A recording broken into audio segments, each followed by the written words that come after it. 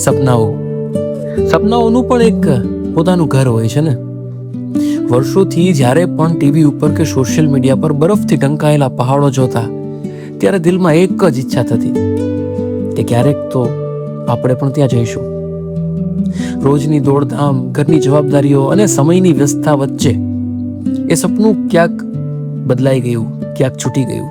પણ કહેવાય છે ને કે જો કોઈ સપનું સાચા દિલથી જોયું હોય તો ભગવાન એને પૂરું કરવાનો રસ્તો કરી જ આપે છે. અને આજે એ દિવસ આવી ગયો છે. અને આજે આપણે જઈ રહ્યા છીએ મનાલી. એ જ સુંદર પહાડો, એ જ વ્હાઈટ બરફની ચાદર અને એથી વધુ બાળકોની ખુશી અને એમનું સપનું. આ માત્ર એક ટ્રીપ નથી, આ આપણા વર્ષો જૂના સપનાની હકીકત છે. તો ચાલો આ સફરને તમારી સાથે યાદગાર બનાવીએ. આ જે ટ્રેન છે એ છે સાબરમતી જમ્મુ તાવી. અમદાવાદથી આ ટ્રેન ઉપડવાની છે. આપણે ઉતરવાનું છે નેક્સ્ટ ડે ફિરોઝપુર, અને ફિરોઝપુરથી આપણે ટેમ્પો ટ્રાવેલમાં આપણી યાત્રા આગળની તૈયાર કરવાની છે. મનાલીની અંદર ક્યાં ક્યાં સ્પોટ લેવાના છે એ બધી વસ્તુ તમને વિડીયોમાં આગળ જણાવવાનો છું. એ પહેલાં આ ટ્રેનનો સમયની વાત કરીએ તો અમદાવાદથી આ ટ્રેન 10:30 ઉપડે છે અને ફિરોઝપુર નેક્સ્ટ ડે એરાઉન્ડ 9:30 આસપાસ આપણે ઉતરવાના છીએ. તો પહેલો દિવસ આપણે સંપૂર્ણ ગાળવાના છીએ આ ટ્રેનની અંદર. તો આ એક્સપિરિયન્સ કેવો છે એ બધી વસ્તુ તમને આજના વિડીયોમાં શેર કરીશું.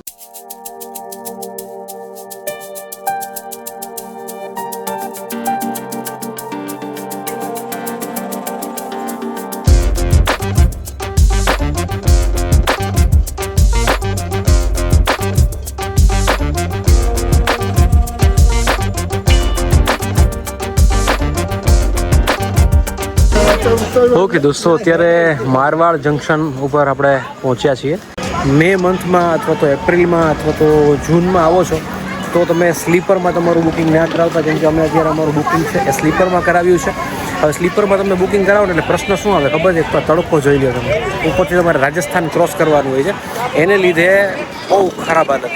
એટલે જો તમે મનાલી ટૂરનું પ્લાન કરતા હોય તો તમારે મિનિમમ ટુ મિનિમમ જો તમે જવું છે ને શાંતિથી જવું છે તો તમારે 3 ટાયર એસીમાં બુકિંગ મળે તો જ જવાનું છે, બાકી જવાનું નથી થતું. અમારી અંગત સલાહ છે જે તમારે ખાસ ધ્યાન રાખવા જેવી છે. બાકી અત્યારે થોડીક 1-2 મિનિટનો બ્રેક છે આ જગ્યા ઉપર મારવાડ જંકશન ઉપર. તો 2 મિનિટ માટે આપણે ઉતર્યા છીએ અને તડકો ભાઈ સાહેબ જોરદાર છે. અત્યારે સમય થયો છે સાંજના 4:30, પણ તડકો ખોફનાક તડકો છે ભાઈ, ખોફનાક. બહુ ગરમી થઈ છે. તો તમારો અનુભવ કેવો છે? બહુ એટલે બહુ જ ખરાબ અનુભવ. કેમ, શું થઈ ગયું?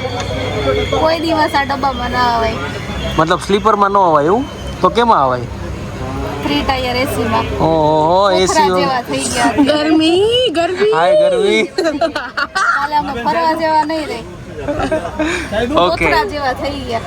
ઓકે, તો ભાઈ હવે છે ને બધા કોથરા જેવા થઈ ગયા. એટલે તમે કોથરા જેવા ના થઈ જાવ એના માટે તમે જો અહીંયા આવો ને તો 3 ટાયર એસીમાં જવાનું, સ્લીપરમાં આવવાનું નહીં. ત્યારે જો તમે માર્ચ, એપ્રિલ, મે અને જૂન મહિનામાં તમે જતા હોય, કેમ કે તડકો ખૂબ જ વધારે હોય છે. ઓકે દોસ્તો, સમય થઈ ગયો છે જમવાનો. તમે જો જમવામાં શું છે ખબર છે?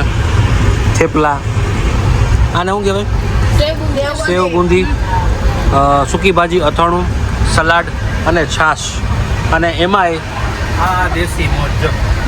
વસ્તુ એવી છે કે અત્યારે ઉનાળો સખત છે, ફૂલ તડકો છે, એટલે એવો જુગાડ કર્યો કે આ ચુંદડી હતી ને અને પાણીવાળી કરી એવા હવે અહીં ક્યાંય બધી બાંધી દીધી. માહોલ અત્યારે હળવો એસી જેવો થઈ ગયો છે. જમી લઈએ, ત્યારબાદ હવે પછી આગળ જે કાંઈ બી આવતું જશે એ બધું તમારી સાથે શેર કરતા જશું. બરોબર ને? ત્રાસ છે હો ભાઈ, ત્રાસ. એલા ભાઈ જો બહુ કરી એ કેમ કરતા હલવાઈ ગયો?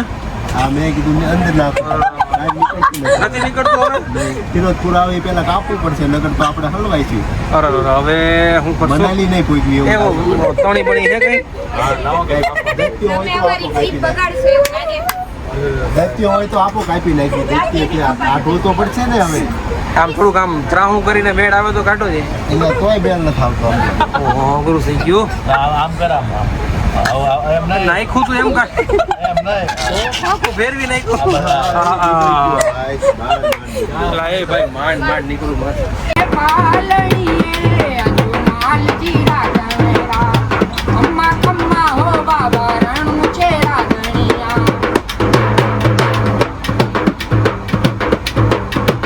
સરસ મજાનો અવાજ અને બહુ મજા કરાવી દીધી हो ट्रेन में પણ થાક ઉતાર દીધો। क्या नाम है आपका? संदीप नाम है मेरा। संदीप नाम। आप कहाँ से रहने वाले हो? Hardware Jackson. अच्छा, बढ़िया बढ़िया, बहुत अच्छी आवाज है आपकी। दोस्तों जो હવે સમય થયો છે અત્યારે તમને હું કહી દઉં ને તો 9 અને અત્યારે અમે લોકો ભેળ બનાવી રહ્યા છીએ। જો વાહ, આ કેટલા લોકોની ભેળ છે ભાઈ? તો કયો પેલા 7-8 લોકોની છે। તો આની અંદર શું શું એડ કર્યું છે બતાવો।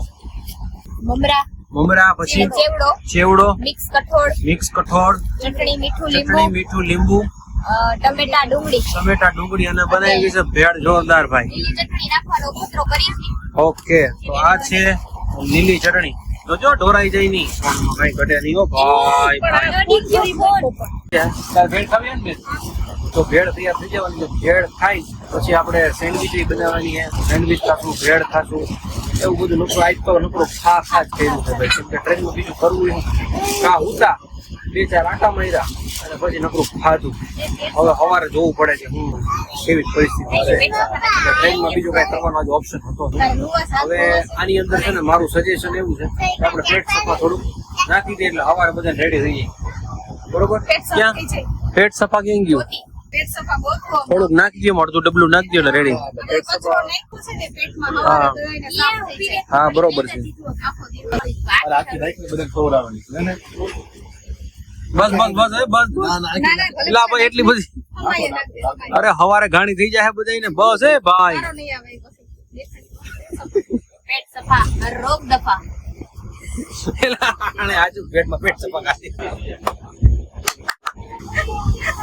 એટલું બધું રોગ ના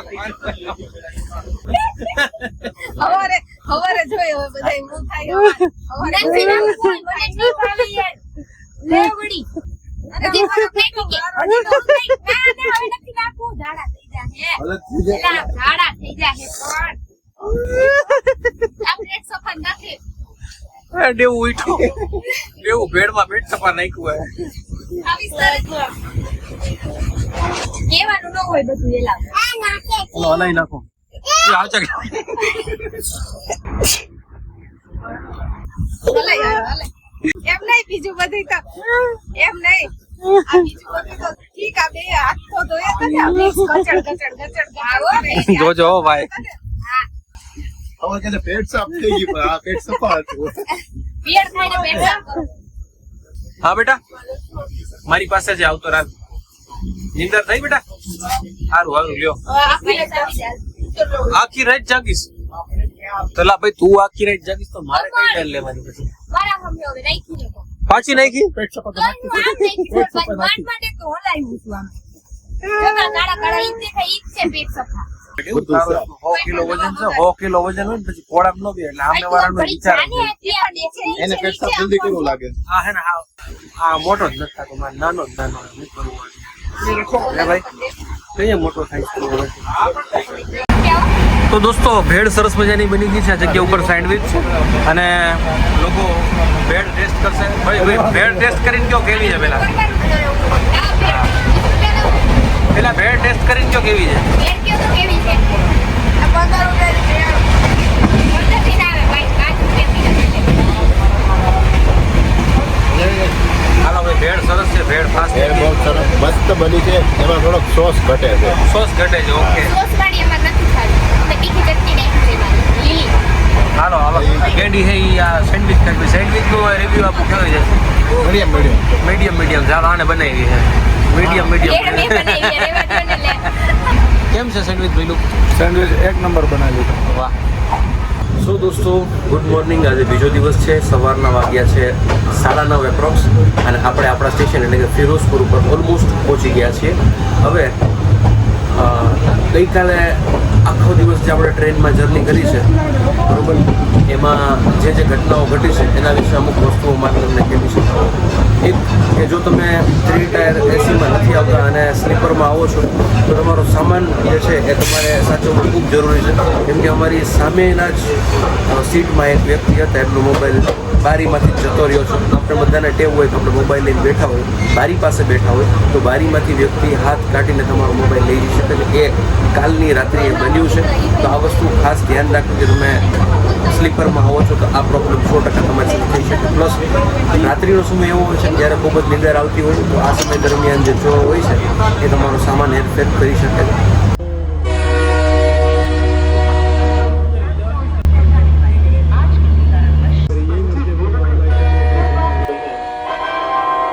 May I have your attention, please? Train number 20498 Humsafar Superfast Express from Firozpur railway station છે, અહીંયા આપણે પહોંચી ગયા છીએ અને જે એડવેન્ચર યુડી એડવેન્ચર કરીને છે એમની સાથે આપણે પેકેજમાં આવ્યા છીએ. તો આપણું જે ગ્રુપ છે આગળ જઈ રહ્યું છે અને અહીંયા આજે જે કંઈ પણ આ ટ્રેનમાં લોકો ઉતર્યા છે મેજોરિટી બધા મનાલી માટે જ આગળ વધવાના છે. તમને આ જગ્યાએથી અલગ અલગ ટેક્સીના ઓપ્શન પણ મળી રહેવાના છે. આ જગ્યા ઉપર તમે જુઓ કેટલી બધી ટેક્સીઓ છે, તો કદાચ તમે ટેક્સી ના કરી હોય તમને અહીંથી ટેક્સીના ઓપ્શન મળી રહે છે. અંદાજિત રેન્ટની વાત કરીએ તો 3,500 થી 5,000 રૂપિયા રેન્ટમાં તમને આ જગ્યા ઉપર ગાડીઓ મળી જતી હોય છે. દોસ્તો, તો આ રીતની ટેમ્પો ટ્રાવેલ્સ તમને આ જગ્યા ઉપર મળી રહેવાની છે. તમે સ્ક્રીન ઉપર જોઈ શકો છો કે કેટલી અમાઉન્ટમાં આ બધી ટેમ્પો ટ્રાવેલ મળી રહે. હવે અત્યારે આપણે અર્ટિગા કરી છે. અર્ટિગા આપણને તમે સ્ક્રીન ઉપર જોઈ લો એટલા રૂપિયામાં આપણને પડતી હોય છે. તમે આ જગ્યા ઉપર બાંધો છો તો. અને અહીંથી આપણે જઈએ છીએ અમૃતસર, જે એપ્રોક્સ 100 કિલોમીટર છે. અને આપણા આજના પાયલોટ છે ભાઈ, આપણા પાયલોટ છે. તમારું નામ? આપકા નામ? વિશાલ. विशाल भाई आज अपना पायलट से અને यहाँ से अमृतसर अप्रोक्स कितना 100 किलोमीटर 2.5 घंटे लगेंगे. 100 किलोमीटर है. ओके, लेकिन 2.5 घंटे लगेंगे हमें वहाँ पहुँचने में. बढ़िया रास्ता उस तरह से, इसलिए रास्ता तो ठीक है लेकिन थोड़ा सा बीच में खराब भी है. अच्छा ओके बढ़िया. एक इन्फॉर्मेशन चाहिए थी. यहाँ पे जो ये हम लोग टैक्सी रेंट पे ले रहे हैं तो अंदाजन उनका क्या रेट रहता है अगर किसी को यहाँ पे आके करना हो टैक्सी तो? भाई ये पर डे के हिसाब से आपके कितने दिन हैं, अच्छा, कितने दिन का ये टूर है उसके हिसाब से है. फॉर एग्जाम्पल अगर 3 रात और 4 दिन का टूर हो उसमें महंगा पड़ेगा. अच्छा ओके तो जितने ज्यादा आपके दिन रहेंगे आपको रेंट उस हिसाब से कम लगेगा. ओके, मतलब ये 3 दिन और 3 रात और 4 दिन के लिए आते थे अप्रोक्स कितने में पड़ेगा? वो डिपेंड है कि आप किस रूट पे जा रहे हो, कौन सा आपका रूट है. मनाली वाला ही रूट? मनाली भैया वो कम से कम भाव पड़ेगा 30,000 में आपको 3 दिन, मतलब पर डे 10,000. ओके, और ये सीजन का ऐसे जैसे आप आ रहे हो ना, ऐसे एक्स्ट्रा दिन है तो फिर 5,000 पर डे चल रहा है. वो हम राउंड फिगर ले लेते हैं, है ना. अच्छा, क्योंकि हमारा ट्रैवलिंग उतना ही जाता है, हमारा खर्चा उतना ही जाता है, खाली दिन बढ़ कम ज्यादा होते हैं. बराबर सही है. ठीक है. जितना हमारा 3 दिन में खर्चा आएगा उतना हमारा 4 दिन में थोड़ा बहुत टैक्स का रहता है. अच्छा, तो इसलिए हम राउंड फिगर ही ले लेते हैं. फिर उसमें जितने कम दिन हो गए उसमें फिक्स चलता है.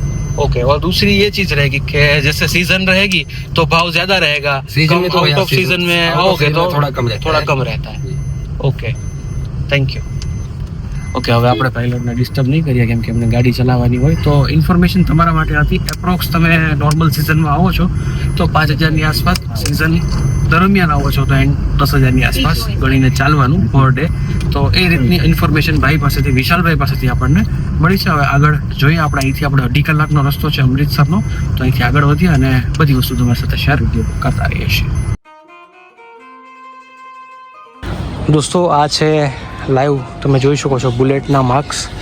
આ જગ્યા ઉપર જે ફાયરિંગ થયું હતું એનો ચશ્મદીદ ગવાહ આ દિવાલ કે જેની ઉપર આપણે બુલેટ્સના અત્યારે નિશાન જોઈ શકીએ છીએ.